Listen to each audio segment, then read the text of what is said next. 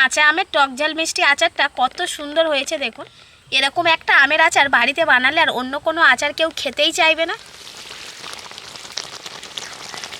সারা বছর ভালো থাকবে, এতে করে আচারটা ফ্রিজেও রাখতে হবে না আর একদিনও রোদ্দুরেও দিতে হবে না। পারফেক্ট হয়েছে দেখুন, এই দেখুন একেবারে গলে যাচ্ছে ফুটে ফুটে। আর আমের টুকরোগুলো দেখুন কতটা সুন্দর লাগছে। নমস্কার বন্ধুরা, কাকলির রান্নাঘর উইথ ভিলেজ ফুডে সবাইকে স্বাগত জানিয়ে আজকে আমি আপনাদের সাথে শেয়ার করব কোনো রকম তেল ও রোদে দেওয়ার ঝামেলা ছাড়াই কাঁচা আমের টক ঝাল মিষ্টি শুকনো আচার। তো বন্ধুরা, আপনারাও বাড়িতে হয়তো আম দিয়ে অনেক রকমের আচার বানিয়েছেন, কিংবা আমিও এবছরে বেশ কয়েকটা আমের আচারের রেসিপি আপনাদের সাথে শেয়ার করেছি। তবে আজকের যে আচারটা বানাবো সম্পূর্ণ অন্য রকমের হবে, একেবারেই শুকনো শুকনো। যে আচারটা বানিয়ে আপনারা সারা বছর ধরে রেখে খেতে পারবেন। আর তাছাড়া একদম কম মশলা দিয়ে খুব কম উপকরণে ঝটপট বানিয়ে নিতে পারবেন এই আচারটা। তো আজকের রেসিপিটা আপনারা প্লিজ প্রথম থেকে শেষ পর্যন্ত দেখতে থাকুন, আশা করছি খুবই ভালো লাগবে। আর যে সকল বন্ধুরা এখনও পর্যন্ত নতুন, তারা যদি ইউটিউব থেকে দেখেন তাহলে চ্যানেলটিকে সাবস্ক্রাইব এবং ফেসবুক পেজ থেকে দেখলে পেজটাকে ফলো করে আমার পাশে থাকবেন। তাহলে চলুন আজকের রেসিপিটা শুরু করে ফেলি। আচার বানানোর জন্য আমি বড় সাইজের 5খানা আম নিয়ে নিয়েছি, ওজনে প্রায় 1 কেজি রয়েছে। তো আমগুলোকে আগে আমি একটু জল দিয়ে ভালো করে ধুয়ে নিয়েছি। তো এবার আমগুলোকে এবার কেটে নেব। এবার আমগুলোকে কেটে রাখার জন্য এখানে আমি জল নিয়ে নিয়েছি গামলাতে, এই জলের মধ্যেই দিয়ে দেব। তো জলের মধ্যে আমি এখানে পুরো 1 চামচ লবণ দিয়ে দেব। এই লবণগুলা জলের মধ্যেই কিন্তু আমগুলো কেটে রেখে দেব, সেজন্য আগেই জলের মধ্যে আমি লবণটাকে গুলে নিচ্ছি। আমের খোসাটাকে ছাড়িয়ে নেব। আমের গায়ের সবুজ অংশটাকেই বাদ দিয়ে দিতে হবে, সবুজ অংশ থাকলে হবে না।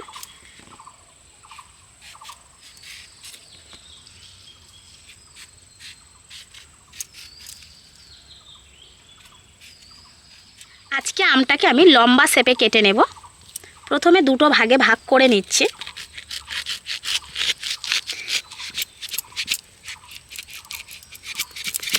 যে কোনো আচারের জন্য এরকম আম হয় কিন্তু ভালো, যে আমের এই যে আঁঠিটা অর্থাৎ বীজটা একদম পরিপক্ক হয়ে যাবে, মাঝখান থেকে কাটা যাবে।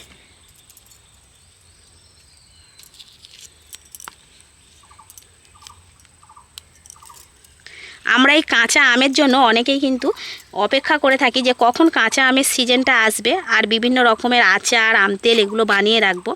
তো এইরকম লম্বা শেপে কেটে নিচ্ছি, ঠিক এই রকম, খুব বেশি মোটা না, খুব বেশি সরু না।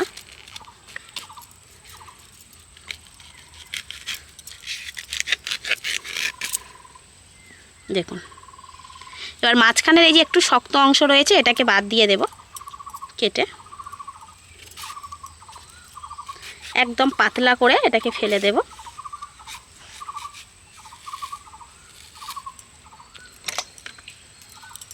একেবারে লবণগুলা জলের মধ্যে দিয়ে দিচ্ছি। যেগুলো একদম সরু সরু অল্প রয়েছে সেগুলো আর ফেলতে হবে না।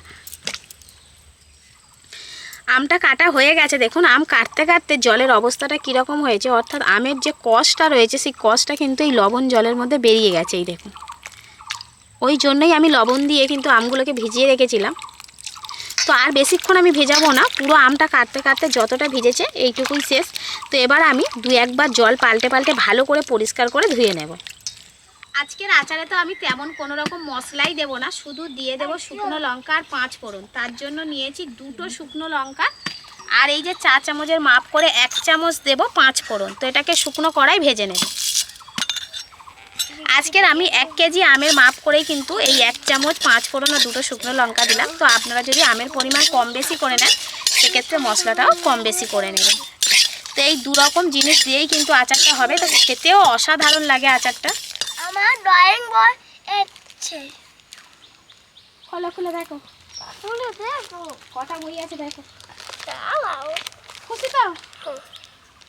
সারাদিন রং করে যাবো, রং করে যাবো, সারাদিন রং করে যাবো, রং করে যাবো, কি সুন্দর। ওই জন্য তো তোমার বই কিনেছি। খুললেই বানিনি। কটা বই গোনো? দাঁড়াও, এইটা কেন, এটা একটা বই, একটা কেন, 2টা, 3টা, 4টা, 5টা, 6টা। 6টা? হ্যাঁ 6টা। ঠিক আছে, তুমি ততক্ষণ বইগুলো খুলে খুলে দেখো আর আমি আচারটা বানিয়ে নিই। লাইনও ছাড় দিয়েছে। এবার আমি আচার বানানোর মেন স্টেপে চলে এসেছি। তো কড়াটা ধুয়ে পরিষ্কার করে নিয়েছি, উনানও জেলে নিয়েছি। এবার প্রথমেই আমি কড়াইতে দিয়ে দেব চিনি। তো চিনিটা আমি 1 কেজি আমের জন্য 500 গ্রাম নিয়েছি। তো এই বাটির মাপে 2 বাটি হয়েছে। তো চিনিটা এখন আমি কড়াইতে দিয়ে দিচ্ছি। যেহেতু এই বাটির মাপে 2 বাটি চিনি হয়েছিল, তাই 1 বাটি দিয়ে দেব জল। চিনির অর্ধেক জল দিয়ে দেবেন। তো এবার চিনিটাকে ভালো করে গলিয়ে নেব। কি করছো? রং করতে চার কি করবো? শুরু করে দিয়েছে রং করা। ওই কত রং দেখি তোমার? কি রং? ওই কালার গুলো। আরে কিসে রং করছো? রোবট। হ্যাঁ, রোবট।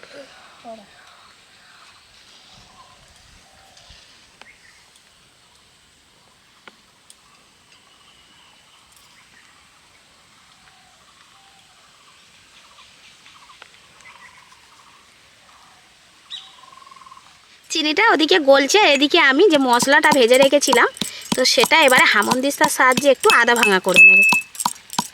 চিনিটা খুব ভালোভাবেই গলে গেছে, এই দেখুন রসটা ফুটছে। তো এই সময় আমি দিয়ে দেবো একটা তেজপাতা 2 টুকরো করে নিয়েছি, আর অর্ধেক নিয়েছি পাতিলেবুর রস। এই পাতিলেবুর রসটা চিপে আমি এই রসের মধ্যেই দিয়ে দেব।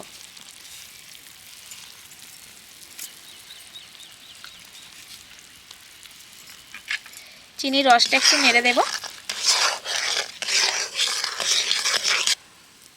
চিনির রসের মধ্যে এবার আমি কিছু মশলা দিয়ে দেব, গুঁড়ো মশলা। প্রথমেই দেব লবণ, কারণ আগেই আমি লবণ জলের মধ্যে আম ভিজিয়ে রেখেছিলাম, তো সেই মাপ করে লবণ দেব। 1/2 চামচ দিয়ে দিচ্ছি লবণ। তো 1 কেজি আমের জন্য কিন্তু আমি মশলাগুলো দিচ্ছি। 1/2 চামচ দিয়ে দেব হলুদ গুঁড়ো, আর 1/2 চামচ দিয়ে দেব কাশ্মীরি লাল লঙ্কার গুঁড়ো, আচারের মধ্যে সুন্দর একটা রং আসার জন্য। তো আর কিছুই দেওয়ার দরকার নেই, এগুলো একদম ঘরোয়া উপকরণ, প্রত্যেকের বাড়িতেই থাকে। তো চিনির রসের সাথে আমি খুব সুন্দর করে এগুলোকে মিশিয়ে নেব। তেল ছাড়াও যে এত সুন্দর আচার বানিয়ে নেওয়া যায় আপনারা না দেখলে বিশ্বাস করতে পারবেন না। তো শেষ পর্যন্ত দেখুন আচারটা কত সুন্দর দেখতে লাগে। যেমন সুন্দর দেখতে হয় তেমন সুন্দর খেতেও লাগে।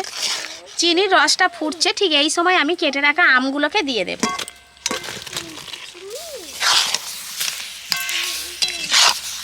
আমগুলো চিনির রসের সাথে খুব সুন্দর করে এইভাবে উল্টে পাল্টে মিশিয়ে নিতে হবে।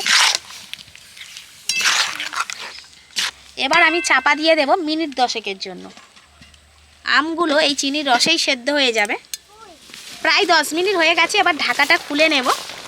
এই দেখুন কত সুন্দরভাবে আমগুলো সেদ্ধ হয়ে গেছে, দেখে বোঝা যাচ্ছে একদম স্বচ্ছ হয়ে গেছে।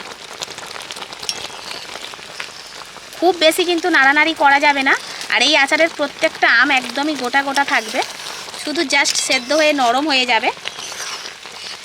এবার একটু নেড়ে দিচ্ছি। তো একদম শুকনো হয়ে যাবে, কিন্তু এই যে চিনির রসটা রয়েছে এই পুরো রসটাই কিন্তু শুকিয়ে যাবে এই আমের মধ্যে।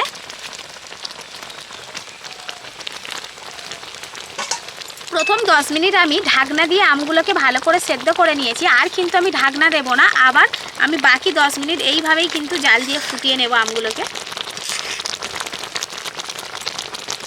চিনির রস অনেকটাই কমে গেছে ফুটে ফুটে, আর আমের টুকরোগুলো দেখুন কতটা সুন্দর লাগছে, একদম কাঁচের মতো স্বচ্ছ হয়ে যাচ্ছে। যত চিনির রস আমের মধ্যে ঢুকছে ততই দেখতে ভালো হয়ে যাচ্ছে। প্রত্যেকটা টুকরো কিন্তু কেউ কারোর সাথে লাগেনি, ঘেঁটে যায়নি, ভেঙে যায়নি, একেবারে গোটা গোটা রয়েছে। তো এই রকমই থাকবে আচারের এই আমগুলো। এবার আমি যে মশলাটা গুঁড়ো করে রেখেছিলাম সেটা এইভাবে ওপর থেকে ছড়িয়ে দেব।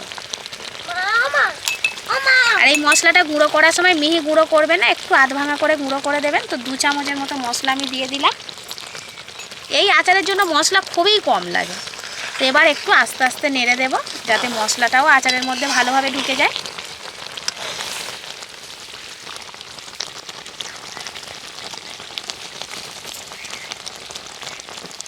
ঠিক এই সময় আমি 1 চিপি ভিনিগার দিয়ে দেব। এই ভিনিগারটা দেওয়ার ফলে আচারটা সারা বছর ভালো থাকবে। এতে করে আচারটা ফ্রিজেও রাখতে হবে না, আর একদিনও রোদ্দুরেও দিতে হবে না। ভালো করে মিশিয়ে নিচ্ছি ভিনেগারটা আচারের মধ্যে।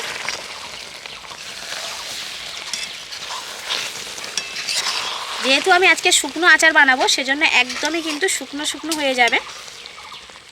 আজকে কাঁচা আমের টক ঝাল মিষ্টি আচারটা আমার একদম রেডি হয়ে গেছে। এবার আমি কড়া সমেত আচারটাকে নামিয়ে নেব। তো এই রকম অবস্থাতে নামিয়ে নিয়ে আচারটাকে ভালোভাবে ঠান্ডা করে নেব। তো যত ঠান্ডা হবে আচারটা কিন্তু শুকিয়ে যাবে। তো আচারটা পুরোপুরি ঠান্ডা হয়ে গেছে। এবার আমি একটা প্লেটে করে তুলে নেব।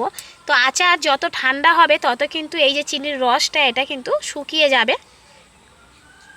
এই দেখুন আমের টুকরোগুলো এবার আমি তুলে নিচ্ছি প্লেটে করে।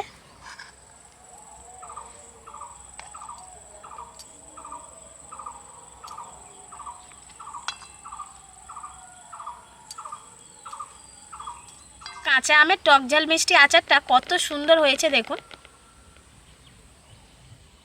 এরকম একটা আমের আচার বাড়িতে বানালে আর অন্য কোনো আচার কেউ খেতেই চাইবে না। পুরো আচারটাই আমি কড়া থেকে প্লেটের করে তুলে নিয়েছি। তো দেখুন কতটা সুন্দর হয়েছে। পুরো চিনির রসগুলো কিন্তু আমের মধ্যে লেগে গেছে, অর্থাৎ একটুও রস এক্সট্রা বেশি নেই। যা রয়েছে এই আমের মধ্যেই রয়েছে। প্রত্যেকটা আম গোটা গোটা একেবারে অপূর্ব লাগছে। তো আচারটা কতটা পারফেক্ট হয়েছে দেখুন। এই দেখুন একেবারে গলে যাচ্ছে।